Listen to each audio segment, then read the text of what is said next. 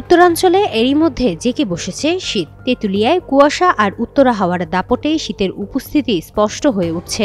ডিসেম্বরের শুরুতেই শৈত্যপ্রবাহ দেখা দিতে পারে বলে জানিয়েছে আবহাওয়া অধিদপ্তর। বুধবার সকাল ৬টায় তেঁতুলিয়ায় আবহাওয়া পর্যবেক্ষণাগারে রেকর্ড করা হয়েছে মৌসুমের অন্যতম কম তাপমাত্রা ১৩ ডিগ্রি সেলসিয়াস। বাতাসের আর্দ্রতার পরিমাণ ছিল ৯৭%। এর আগের দিন তাপমাত্রা ছিল ১২.৮ ডিগ্রি এবং সোমবার ছিল ১৩.৪ ডিগ্রি সেলসিয়াস। টানা তাপমাত্রার এই উঠানামা উত্তর জনপদের শীতের তীব্রতা বাড়িয়ে তুলেছে। আবহাওয়া বিশেষজ্ঞদের মতে সাগর স্বাভাবিক অবস্থায় ফিরলে ডিসেম্বরে মৌসুমের প্রথম শৈত্যপ্রবাহ নামতে পারে। তবে নভেম্বরের শেষ দিকে সাগরে লঘুচাপ বা ঘূর্ণিঝড় সৃষ্টির অনুকূল পরিস্থিতি থাকায় দেশে বৃষ্টি হতে পারে, যা সাগরকে উত্তাল করতে পারে। এ কারণে উপকূলীয় জেলেদের সতর্ক থাকার পরামর্শ দেওয়া হয়েছে। উষ্ণ বায়ু প্রবাহ সক্রিয় থাকার কারণে নভেম্বরের বাকি সময়ে শীতের তীব্রতা উল্লেখযোগ্যভাবে বাড়ার সম্ভাবনা কম। তেঁতুলিয়া আবহাওয়া পর্যবেক্ষণাগারে আবহাওয়াবিদ জিতেন্দ্রনাথ রায় জানান, শীত নামতে শুরু করেছে। ডিসেম্বরের শুরুতে তা আরও তীব্র হওয়ার সম্ভাবনা রয়েছে।